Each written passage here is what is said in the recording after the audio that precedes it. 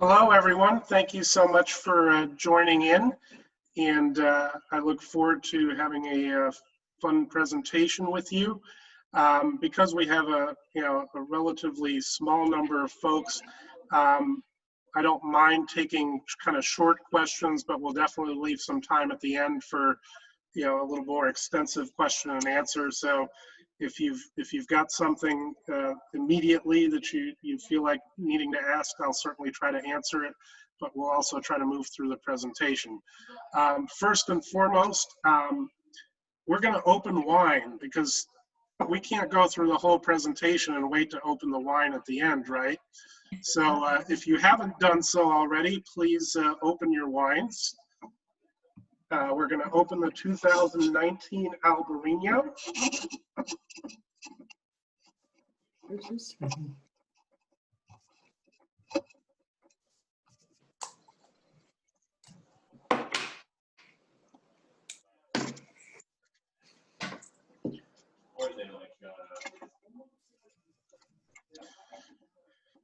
And pour yourself a nice glass.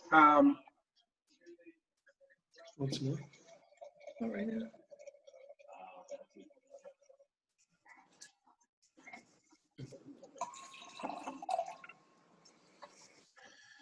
So interestingly, my winemaking initially all focused on red wines, but I knew that at some point, especially since I wanted to be a commercially viable winemaker, I had to make a white wine. And I chose Albariño because it's something that I recently had discovered and just really fell in love with. I loved the cleanliness, the brightness, the crispness, and just it's a fun wine, and it works well with a lot of different foods, and it's something that we're not seeing that much of made of here in California yet. And so I decided I would try my hand at making some. So this is actually the first white wine that I ever made.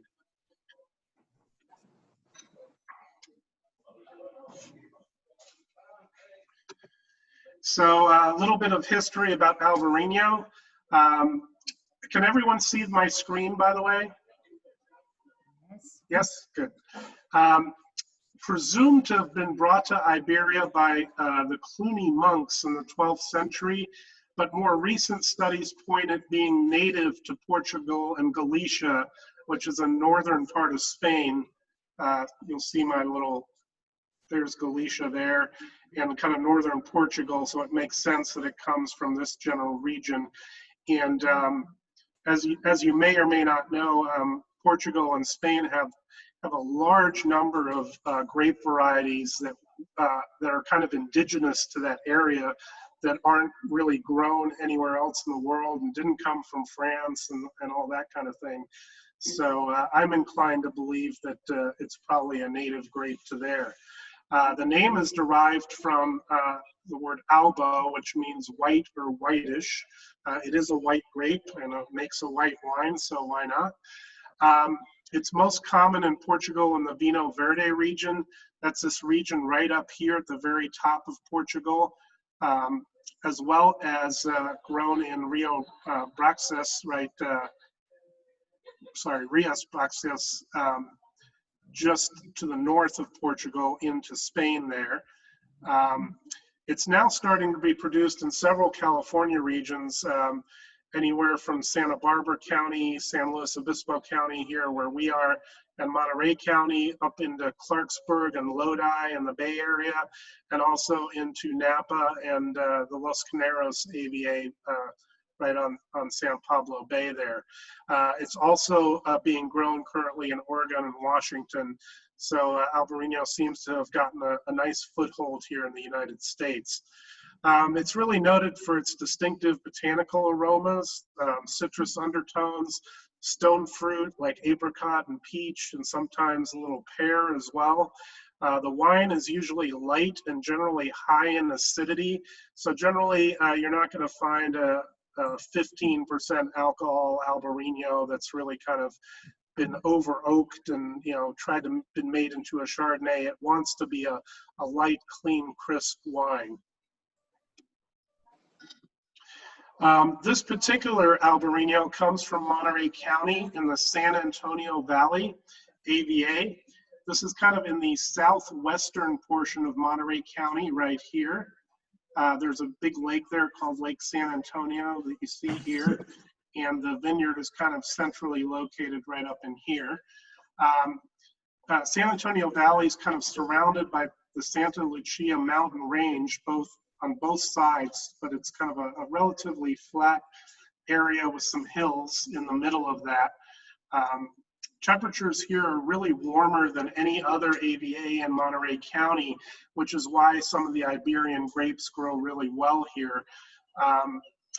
It does get the morning fog from the lake and cool evening breezes from the coast because it's, as the crow flies, not located that far from the actual Pacific Ocean, which gives it those big 50+ degree diurnal temperature swings in the summertime, which the grapes really enjoy.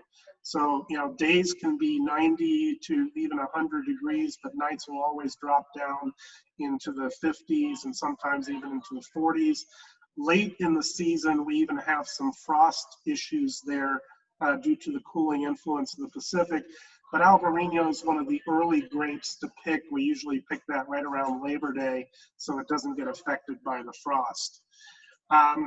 This unique region really has a long history of viticulture as far as the US is concerned, going back more than 2 centuries. The missionaries of Junipero Serra established the Mission San Antonio de Padua in 1771 in this region. It's towards the north end of the region. And they planted some of the first vineyards really on the continent in the US. And they planted it with the mission grape, which was common during that time as they built the missions kind of up and down Monterey County into Slow County and up further north as well. The mission grapes were both for providing fruit and for making the sacramental wines, and they really kept that up for over 100 years. And then the mission system kind of started to decay in the 1880s. And really for a long time, the San Antonio Valley didn't see much grape growing. But in recent years, kind of people have rediscovered this area because of its unique microclimate and kind of the fact that it's much warmer than other parts of Monterey County, where sometimes you have problems ripening fruit, especially when you're looking at varieties that are grown in warmer regions typically.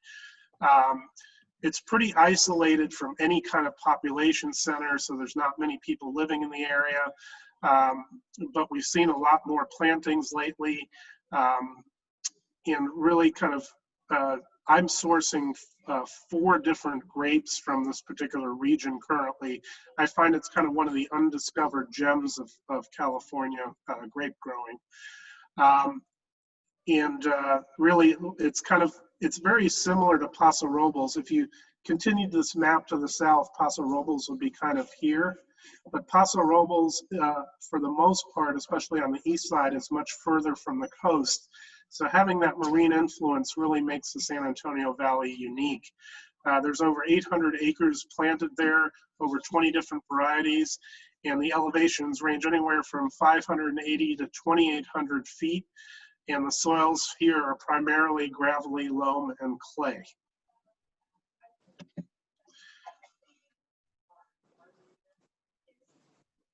So the Pierce Ranch Vineyards, they're at an elevation of about 1,000 feet, situated in that alluvial basin that overlooks Lake San Antonio. So they reap the benefits of that warm daytime temperature. Fruit is able to ripen consistently and reach that full maturity with a much easier than the rest of Monterey County, as I mentioned. There are about 30 acres planted on these lightly rolling hills. Combination of calcareous shale and loam. There's a lot of bone white chalky rock in the soil, which you need that well-drained soil for grapes to thrive. And so that allows good drainage and also good aeration to the plants. The Iberian varieties really have found a natural home in these vineyards. Pierce Ranch actually specializes in growing both Spanish and Portuguese grapes. I think they grow probably close to a dozen different ones, and I'm excited to work with more. Currently, I'm making the Albariño, and I'm also making some Tempranillo from them, but I'm looking forward to making Graciano and trying to get an allotment of their very precious Tinta Cow as well. Iberian varieties have really kind of recently gained a foothold here on the Central Coast, and they have a real considerable potential, I think, that is yet to be fully tapped here. Absolution Cellars, as Tammy mentioned, first vintage was 2014. That hobby got out of control by 2017 to the point where I either had to stop making wine altogether or jump in feet first and make enough wine to be ready, to be commercially viable in 2020. Wine, unlike really any other manufactured product, takes years to be ready. It's not something you can create in days or weeks or months. So you really have to have a lot of faith and a good cash flow because not only do you have to make wine in 2017 to prepare for 2020, but you have to keep making wine in 2018 and 19, thinking that you're going to grow in 2021 and 22. So it's a kind of a never-ending thing. But here we are in 2020. We specialize in these handcrafted, limited production, single vineyard wines from select vineyards in San Luis Obispo, Monterey, and Santa Barbara County. Our wines I consider them a unique portrait of place and time, kind of an honest expression of where and when the grapes are grown. We really try to focus on bringing the best version of that grape from that vineyard. So there are no blends that you're going to be tasting in these series. These are all 100% single variety, and they also did not see any new oak, so there's no oak influence with these wines. What you're tasting is that grape and that vineyard. The winery that I make the production is in Paso Robles, and then our tasting room is here in Morro Bay. This is a picture of the tasting room right now. We're only allowed to do outdoor tastings currently, so we just have 2 tables. It's been kind of fun in a way because I'm pretty much at the tasting room literally every day, and people enjoy that one-on-one time with the winemaker, and it's actually been really productive. Since we opened in February, we were only open for 5 weeks for tastings and had to shut down due to COVID. We could only do bottle sales, which was a challenge because people hadn't tried our wines, but I figured out a way to do that. And since we've reopened, we've gotten over 150 wine club members, and knock on wood, people enjoy the wine and the experience, and I look forward to brighter days ahead. Let's get to the wine. 2019 Absolution Albariño. 100% Albariño from Pierce Ranch. I sourced this from 2 different vineyard blocks. There's one that's kind of located at a lower elevation that has a different orientation. It's kind of the grapes run east-west, and those particular Albariño grapes yield this wonderful kind of minerality and bright acidity and just really clean, crisp character. But the vineyard owner recommended that I check out this other block, which is kind of located at a diagonal angle up a hill. And that particular block has these wonderful notes of, sometimes I get pear, sometimes peach or other stone fruit, sometimes even some tropical fruit. And by blending those 2 blocks in this Albariño, I think it really gave it the best of both worlds. This was harvested Labor Day weekend 2019. It was fermented and aged in 225-liter neutral French oak barrels. 4 barrels in total produced, which ended up making 99 cases of wine. We bottled this in April. My initial intent was to let this age a bit longer in barrel, but when I kept tasting the wine in barrel, I was like, the smell would just the aroma would just overwhelm me every time I stuck my nose near the barrel. And I was just like, you know what, this wine is ready. Let's put it in the bottle. And it's been a super successful cellar here in the tasting room. 13.7% alcohol by volume, 3.4 is the pH. Albariño carries a great natural acidity, so typically we don't have to add any acidity at the winery as we do with many other grapes. The titratable acidity kind of measures the overall acidity of the wine. In Albariño, it's generally high, and again, this is pretty natural, so it's not boosted by anything. And the regular retail price for this wine is $31 for the bottle. You'll see here in the pictures, this was the day of harvest here as the grapes came in from the pickers. Here you see it going into the hopper, which feeds into the press. So the grapes basically come into the winery. We don't let them sit for any kind of extraction or anything. We put them directly into the press. The juice gets pressed out, and that gets put into tank. And 7+ months, almost 8 months later, this was the morning of bottling. I got to kind of check it one more time, and it was just this beautiful, clean, crisp wine. And I just remember that day, so I wanted to capture it in kind of in motion, swirling in the glass here. So now we're on to the wine. I find it there's this beautiful minerality and that crisp acidity, and depending on the day and depending on what I've had to eat or what wine I've had before or after it, sometimes I get pear, sometimes I get stone fruit like apricot and tropical fruit. And it's just a really fun wine. It's really versatile for all kinds of foods. It really, that acidity works well with some spicy dishes. It's super complementary to all types of seafood. The tasting room here at Morro Bay, we have a harbor here. The fishermen bring in fresh seafood all the time. These are fried oysters, huge fried oysters that are absolutely delicious with the Albariño. Here's some seared scallops on top of some quinoa and spinach and tomato. Really a fun wine for all those seafood as well as some poultry dishes. And it's also great to chill it on a hot day because it's just so crisp and clean and fresh. So I think last but not least, the label art. Aja Trier of Sagittarius Gallery, I found her online. One of my friends posted this cow alien abduction piece online, and I fell in love with kind of the Van Gogh influence and the bright colors and the humor of a cow being beamed up by a spaceship. And so I asked him, I said, where'd you find this? And he directed me to the Sagittarius Gallery site, and I started looking through her artwork. And I just really loved everything she was doing. And I just sent her a message and I said, hey, have you ever thought about putting your artwork on a wine bottle? And she said, no, but I love the idea. She didn't really want to create custom pieces of art because that's so personal to the artist.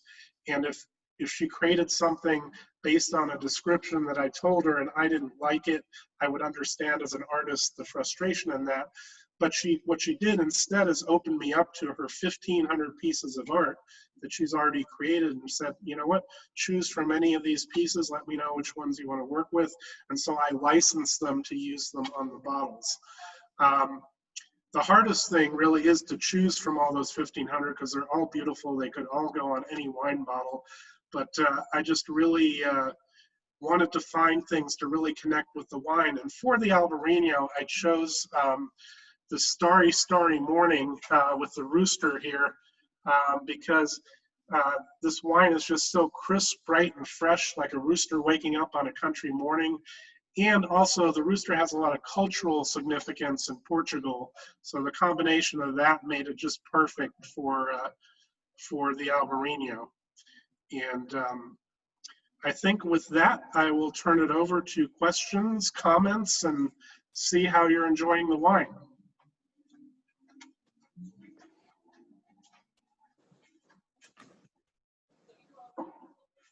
Delicious, Dirk. Wow. Thank you. And there's a couple questions here. So let me unmute everybody in the group here. Let's see if we can. I think we can unmute themselves, but let's see.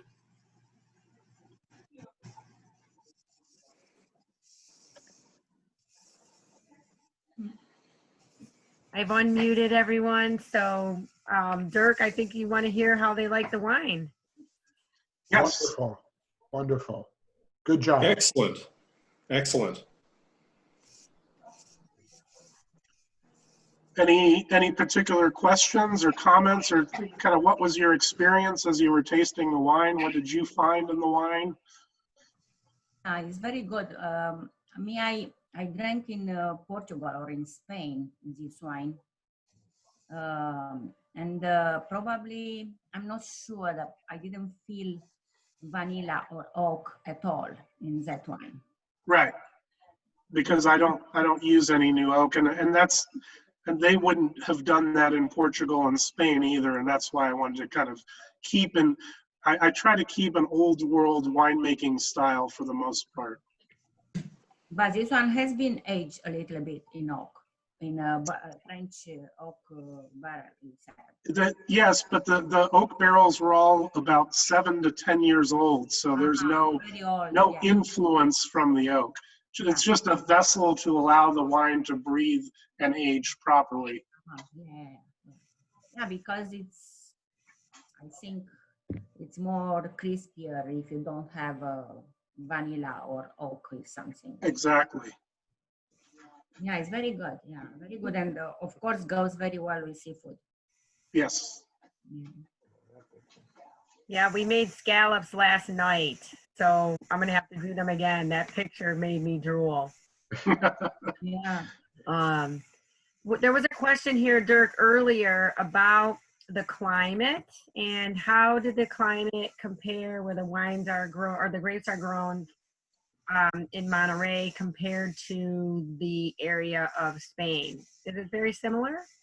Yeah, I mean, it's very much a Mediterranean climate that we have here. I would say the major difference probably with the coast, the coastal areas of Spain and Portugal, is they get a little heavier rainfall than we do. We're pretty dry here. We don't get a whole lot of rainfall, so we have to irrigate. My guess is they probably don't need to irrigate as much there. Yeah, it's much cooler, I think, and rain a lot in that region, compared to Monterey or whatever. Yeah. San Antonio. San Antonio. Dirk, how many wines are you producing right now? With this fall's wine club release that's coming up, I actually have 12 different single variety and there's a couple that are blends wines that I'm going to be releasing to the wine club here at the end of harvest, which will be end of October, early November. I like making small batches of different wines because there's so many beautiful varieties out there and so many amazing vineyards with lots of history and different soil types and microclimates and everything. So by making small batches of these wines, it's easier to, one, control the quality of the wines, and also just it's kind of fun to constantly have new wines available for people. I think one of the challenges when you're first opening a tasting room for the first time, a lot of winemakers have only made 3 or 4 different wines, and then they don't have anything. Once those sell out, they don't have anything to replace it quite yet. And so one of the things that I planned on from an early standpoint was to constantly have small batches, mostly between 2 and 4 barrels each of these wines. And so, 4 out of the 6 wines that I produced in 2017 have already sold out here in the short time that we've been open for tasting. And actually the Malbec that'll be our 3rd week of tasting is down to like 6 bottles or so. So you'll get some. Yes. That was a good one. So you're going to be lucky to enjoy kind of one of the last 2017s, as well as a couple of really neat 2018s. Denise, I heard you mention Pinot Noir, so I'll be really curious to see how you enjoy next week's wine. Next And week, no? Next week it is. next week is the Pinot, and then we'll do Malbec after that, and then the Chalot and Syrah last but certainly not least. It's got an amazing history Yeah, behind that traces all the way back to Hermitage in the northern yeah, Rhone. should be nice, So, that one, yeah. So Having come, oh, sorry, go ahead. go ahead. So, Well, I was just gonna say, go ahead. Oh, sorry, Denisa. yeah, because Dirk said made a change to winemaking relatively soon. I'm curious how you did. Was you had a partnership, or you did on your own, or you took classes, or also for the equipment? Probably, I'm not sure, you are renting or it's your own equipment. So I'm curious how you do. Great questions. So I had started vacationing out here on the Central Coast in 2011.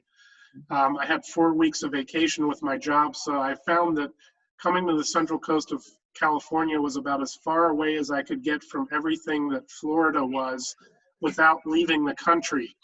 Yeah. So I came every season 1 week, spring, summer, fall, and winter. And in my mind, I was like, oh, in 20 some odd years, maybe I'll retire out here. Fast forward to 2013, I found myself with literally nothing keeping me in South Florida. So I just packed everything up in a U-Haul and moved here to the Central Coast.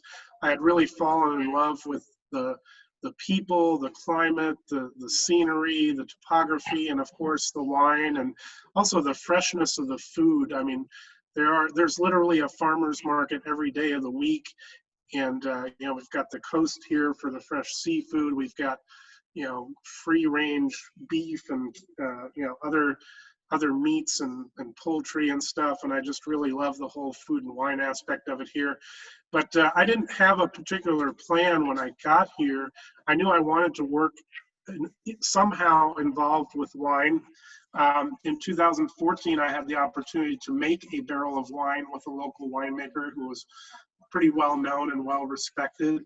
And so I just kind of absorbed everything like a sponge during that time, and got to understand the process. And one of the things that is wonderful about the wine world too is everybody's so helpful and so open. I would attend just any kind of wine tasting where the winemaker was at, and I would corner that winemaker and ask him 20 questions, for 30 minutes, and just, pick his brain. But they were all just so wonderful and sharing and giving, and it's just an amazing thing. In fact, when I decided to make Albariño as my first white wine, I consulted with some of the winemakers that I had met, and I also put a Facebook post out to this group called Traveling Winemakers from all over the world saying, hey, I'm going to make some Albariño. Any things I should be on the lookout for? What are some of your things that you've learned along the way? I had winemakers from Spain and Portugal sending me their entire protocols from what they did in the vineyard to all the way to bottling and stuff, and it was amazing. The only challenge with that is, of course, is that you ask 10 winemakers how to make Albariño, you get 10 different answers. So, that's one of the things I really enjoy. It's not really feasible for a small producer like me to have my own winery and own equipment. So what I do is I have what they call an alternating proprietorship at a local winery. There's about 5 or 6 other winemakers that do the same thing there. So we get to use their equipment. They charge us, per ton that we process there, and charge us for storage of barrels and other things that are involved. And it really works out great because, again, you have this collaborative environment, people that you can ask questions of, and that even, the challenge of having a tasting room and running harvest this time of year is crazy for me. I'm usually in the vineyard or at the winery in the morning, and then I come to the tasting room for the rest of the day. and you know, having people there all the time, that if I can't be there, I can give them instructions on what to do with the wine, is you know, is well worth it. And I think this is something that I want to keep. I don't want to become this mega brand that's in every grocery store, everything. I'm happy. The first 2017, my production was just under 300 cases. 2018, I made about 550 cases.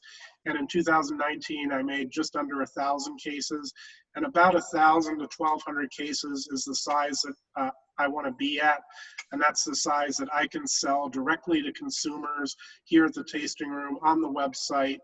And I have no desire to grow beyond that, because I want the second half of my life, this is my second half of life career, to be relatively simple and easygoing, without having, you know, 15 employees to worry about, and, you know, all those other things. And I'm really enjoying this process. Ah, interesting. Congratulations. So Thank you. I love to do such thing, but probably I don't have too much courage and force as you. And on the other hand, I admire you. You move from Florida in California.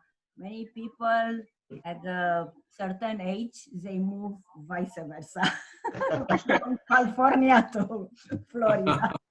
So yeah, you do. Yeah, it's, you know, in hindsight, I would have loved to make the move much sooner, but, you know, you have kids, they go to school, you know, you want to provide them with a stable place and not be moving around all over the place.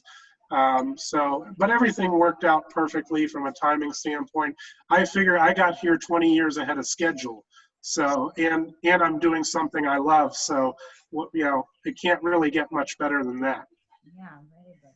Thank you. Dirk, thank you so much. Since you're so busy, appreciate your time. And I do have a question surrounding that. I was going to ask, what do you think was the biggest challenge for you with the life change? And what would you tell somebody who is trying to muster up the courage themselves to do it, to help them make that choice and to persevere? I mean, the biggest challenge was obviously moving to an area where you know no one, and how do you become socially engaged and active and such. And so what I did is I joined Meetup. There was a food and wine group meetup. There was a hiking group meetup. I actually ended up leading the food and wine group meetup for many years. I joined the American Wine Society, which is how I met Amber, and Jim. Yeah, they do blind tastings on a monthly basis. Of course, they haven't been able to do those due to COVID. But that was a great educational experience as well, because every month there was a blind tasting. It was usually focused on a specific variety, and there was a winemaker there to present all the wines and answer questions and everything. So that was a huge part of it. And so many people from that group and from the food and wine meetup group and the hiking group and stuff have become, you know, wine club members and such. And the people here have been so welcoming, and a lot of people think I'm like a native, because I adapted so quickly, and people are like, have you lived here your whole life? I'm like, no, I've only been here 7 years. And so it's a pretty special and unique place. I love it here. Yeah, it's very nice place. Great. Thank you very, very much. Could you put the reference to the artist either in the chat or something? I'd just like to go browse her gallery online. Yes. That's a great question, Mark. Mhm.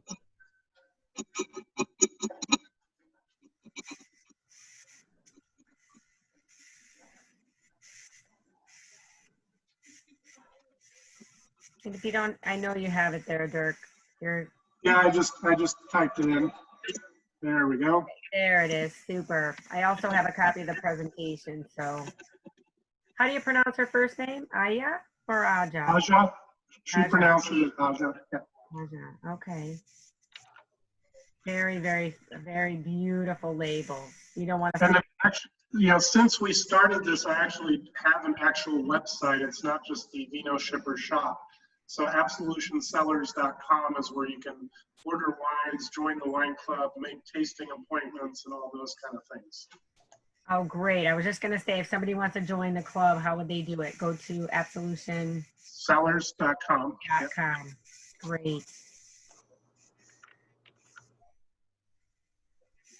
And always here, I'll include my email address.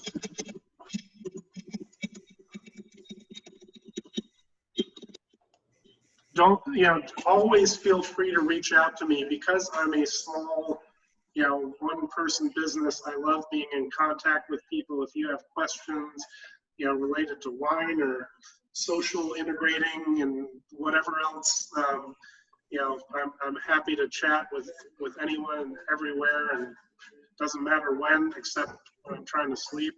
But that's why my phone's on silent at night. But I would love to hear Silent from Night. That's a name Yes. for a wine and a baba.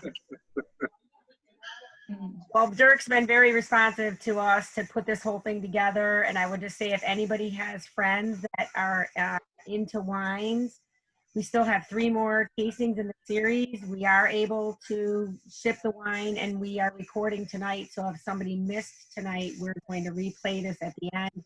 So if you have any other friends or colleagues that might be interested, please share the event with them. We appreciate it. And they can just do a monthly membership if they want to jump in for just the wine tasting, and go from there. But did everybody enjoy tonight? Absolutely. Yes. Thank you. Yeah, of course. Thank you for showing up. We would love any friend of Dirk, as they say. All right. I wish you all a good evening and a good night's sleep. Wine is always conducive for that. And We'll see you next week.